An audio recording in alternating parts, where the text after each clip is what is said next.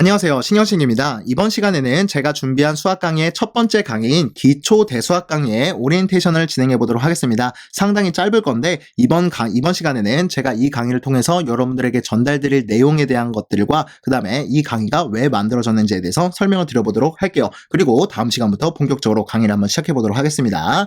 먼저 간단하게 이 강의를 소개를 시켜드리자면은 우리는 기초 대수학이라는 거는 어떤 여러분들이 수학 분야를 공부하더라도 뿌리가 되는 그런 강의라고 생각을 하시면 될 것 같아요. 그래서 제가 에피소드를 하나 말씀을 드리자면은 제가 예전부터 이제 머신러닝, 딥러닝을 가르쳐 왔었는데 근데 그 분들 중에서는 비전공자 출신들도 많아요. 그런데 그런 분들은 아예 중고등학교 때부터 수학을 놓으신 분들도 있어요, 분명히. 그런데 장기적인 관점에서 내가 어떤 분야, 엔지니어링 분야에 좀 전문가가 되려고 한다. 그게 내가 살아남는 방법인 것 같다. 그래서 그 분야에 대해서 공부를 시작했었을 때 수학이 발목 잡는 경우가 너무 많아요. 그래서 그런 분들한테도 도움을 드리고 여러분들이 포기하지 않고 그랬으면 좋겠어서 제가 이 강의를 준비했고 저도 여러분들을 포기하지 않았으니까 여러분들도 포기하지 않고 기본적인 수학 분야부터 준비를 했으면 좋겠어서 강의를 준비했습니다. 그것뿐만 아니라 제가 가르친 분들 중에서는 의대 교수님들 있죠. 의사 선생님들도 계셨는데 그런 분들의 특징이 뭐냐면은 중고등학교 때 수학 엄청 잘했죠. 그런데 수학을 공부한 지 30년이 지나버린 거예요. 다 까먹어버린 거죠. 그래서 예전 같은 경우에는 그런 분들이 저한테 수학이 좀 약한 것 같다. 어떻게 공부를 시작하는 게 좋은 거 같냐라고 물어보셨을 때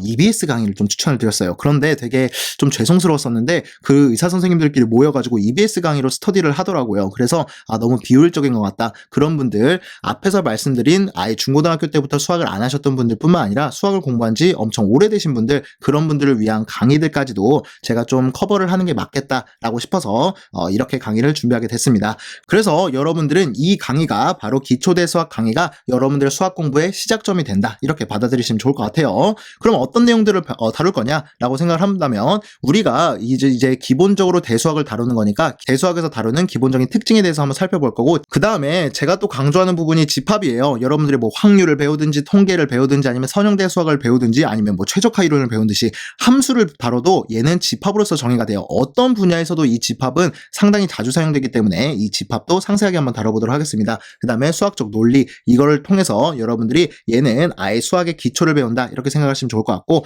그 다음에 여기서부터 해가지고 한 여기 정도까지는 기본적인 우리가 중고등학교에서 다루는 함수들에 대해서 배운다고 생각을 하시면 좋을 것 같고 그 다음에 얘 같은 경우에는 2차 함수 우리가 2차 방정식을 또 우리가 그래프로 나타내기도 하거든요. 그래서 2차 방정식을 통해 정의된 이런 함수나 도형들 이런 것들에 대해서 다 살펴보도록 하겠습니다. 그 다음에 실제로 뭐 고등학교 때 다루진 않지만 그래도 다변수 함수랑 리니어리티 이거에 대해서 상당히 공학적으로 중요한 친구들이기 때문에 같이 묶어서 한번 다뤄보려고 하고요. 그 다음에 연립방정식, 부등식에 대해서도 간단하게 살펴볼 거고 특히 딥러닝 같은 경우에는 이 합성함수의 개념을 이해하는 게 상당히 중요하기 때문에 합성함수라는 거는 따로 여기서도 이제 제가 간단하게 설명을 드리긴 하지만 여기서 조금 더 심도 있는 내용에 대해서 살펴보도록 하겠습니다. 그 다음에 수열 얘는 또 따로 이제 그렇게 많은 내용을 다루지 않을 거기 때문에 뒤로 좀 뺐고요. 그 다음에 여러분들이 앞으로 많이 다루게 될 바이너리 컴플렉스 넘버 즉 이진수랑 그 다음에 복소수에 대해서도 짚어보도록 하겠습니다. 그 다음 마지막으로 여러분들이 여태까지 좀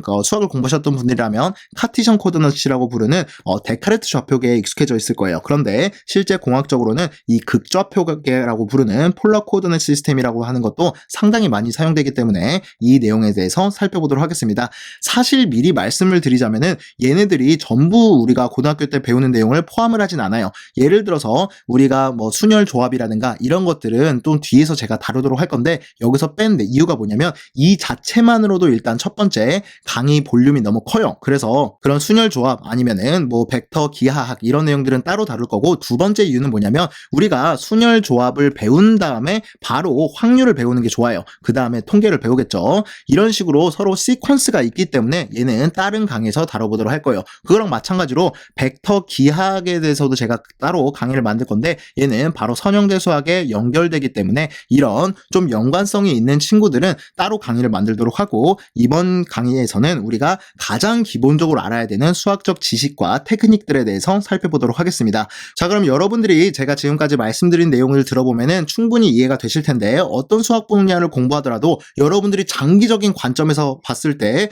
반드시 알아야 되는 수학적인 테크닉들이에요. 그래서 여러분들이 너무 부담감 가지지 마시고 천천히 수학을 접근할 때 이 부분부터 착실하게 다지셨으면 좋겠어서 이렇게 강의를 준비했으니까 여러분한테 큰 도움이 됐으면 좋겠어요. 그러면 제가 오리엔테이션은 이렇게 마무리하도록 하고 다음 시간부터 그러면 중고등학교에서 배우는 그런 기초대수학 강의까지 천천히 한번 시작해 보도록 하겠습니다.